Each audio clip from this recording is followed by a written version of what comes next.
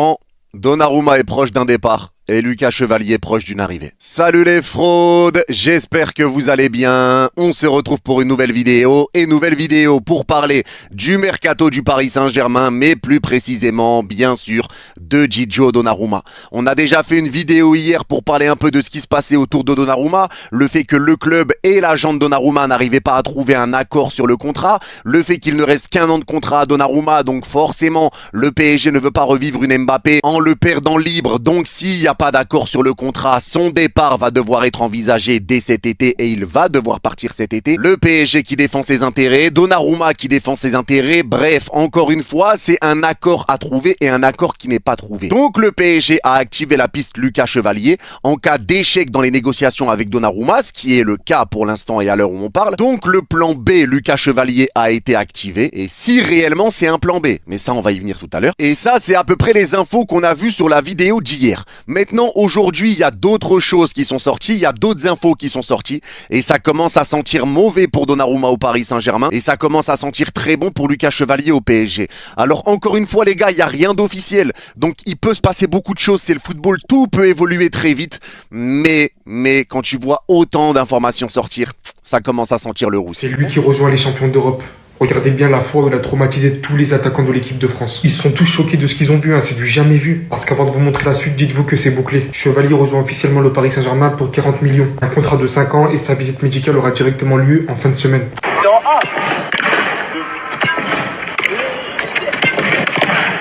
Mbappé. Encore. Deuxième là-bas, lui encore, même côté.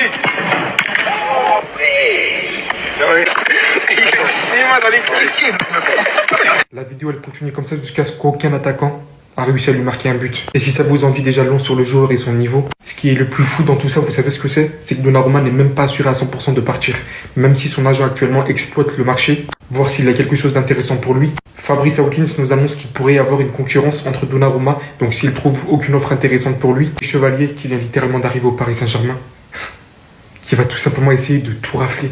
Ils auront probablement top 2 des paires des meilleurs gardiens actuellement qu'on peut connaître dans le football. S'ils sont pas premiers, franchement, c'est tout simplement monstrueux.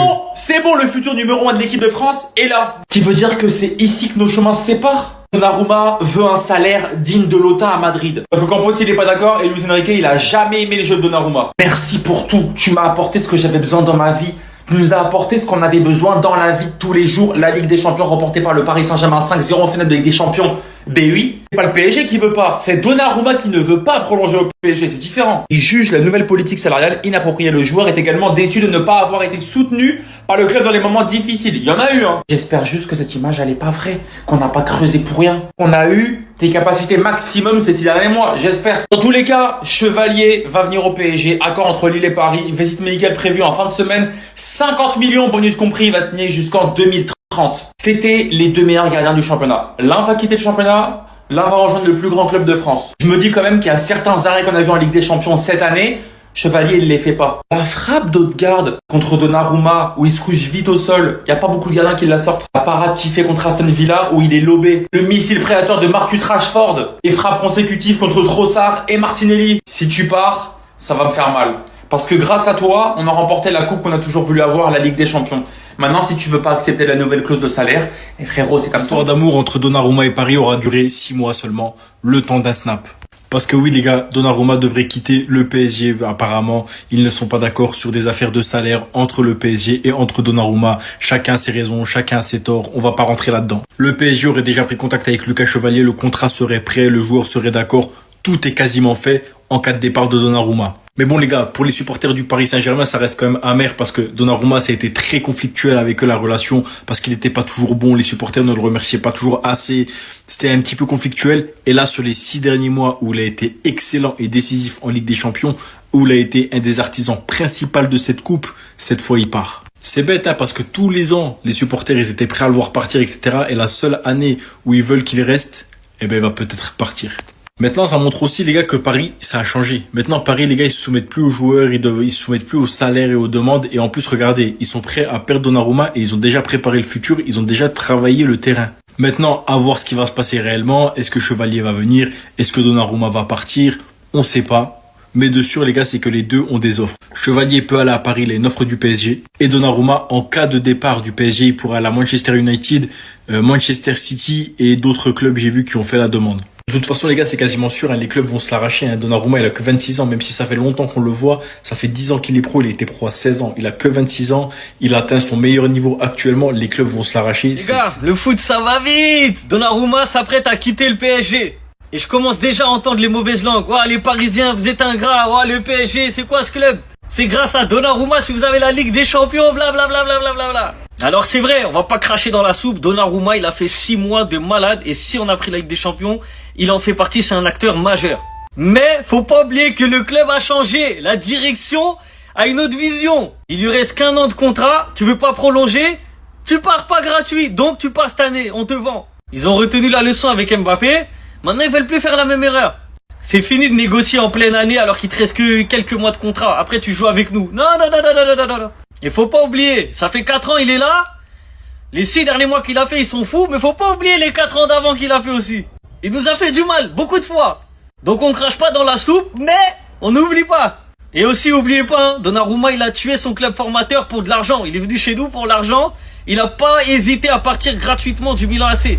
Donc ce qu'il a fait au Milan, il va pas le refaire au PSG. On sait qu'il en est capable. Moi, j'ai confiance en mes dirigeants. S'ils font ça, on va prendre Lucas Chevalier. Je sais pas s'il va être bon ou pas. En tout cas, c'est un bon gardien. Mais Donnarumma, il part pas gratuit. Je pense que vous allez le regretter. C'est désormais officiel.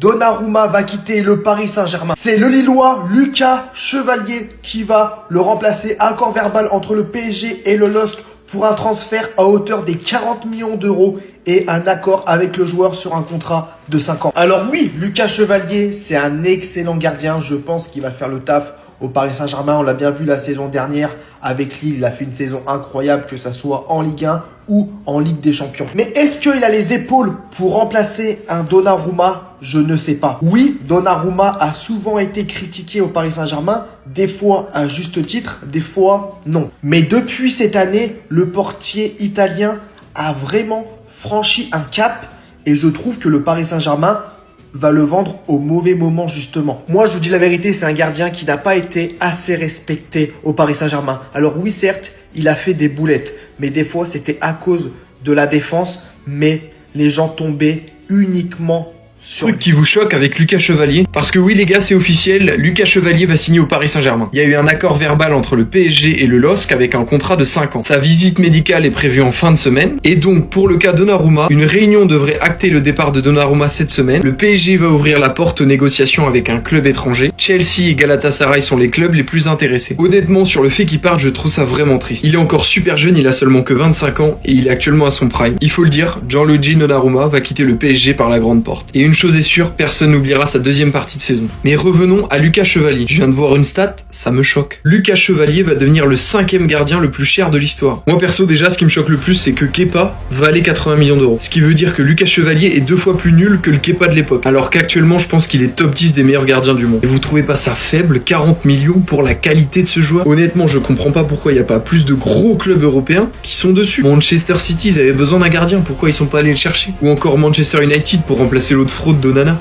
En tout cas, dites-moi ce que vous en pensez du prix de Lucas Chevalier. Les amis, avec notre cher Vinicius, pour qui c'est très tendu au Real Madrid, les amis. Comme vous le savez, Vinicius et le Real Madrid, en termes de prolongation, c'est au point mort. Les discussions sont toujours à zéro. Il n'y a aucun camp qui veut baisser son froc. On nous avait dit qu'après la Coupe du Monde des clubs, ils allaient trouver un accord, mais finalement, toujours rien. Sauf que là, les amis, ça sent de plus en plus mauvais pour Vinicius. Vous avez vu mes dernières vidéos, hein? Vous-même, vous voyez que ça sent mauvais pour lui. Et voici ce qu'on nous a dit pour encore une fois confirmer tout ce qui est en train de se passer. Les négociations entre le Real Madrid et Vinicius seraient au point mort. Le Brésilien réclame le plus gros salaire du club pour accepter de prolonger son contrat qui expire en 2027. Une proposition refusée par la direction du Real Madrid qui a décidé de placer Vinicius sur le marché des transferts. Donc là, Vinicius est à vendre, les amis. Oui, Vinicius est désormais à vendre. Donc là, le Paris Saint-Germain, ils ont juste à s'énerver un peu, vouloir faire mal au Real Madrid comme le Real Madrid les a fait mal avec Kylian Mbappé. Ils auront juste à claquer un gros billet sur Vinicius. Allez, ciao, le frérot, il est parisien. Voilà. Don Pérez, s'il te plaît, arrête-moi tes bêtises là. Franchement, soyez sérieux un peu. Vinicius, toi aussi, essayez de vous comprendre. J'ai l'impression de parler dans toutes mes vidéos. Vous commencez à me faire mal à la tête, moi. De toute façon, vous connaissez déjà mon avis sur cette histoire-là. On va pas trop tergiverser dessus. Ce qui devait arriver, arriva.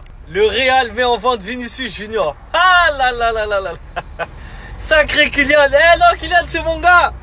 Mais les gars, je vous jure, ces mecs-là, ils font le nettoyage partout. Vous avez des cafards chez vous, appelez Mbappé.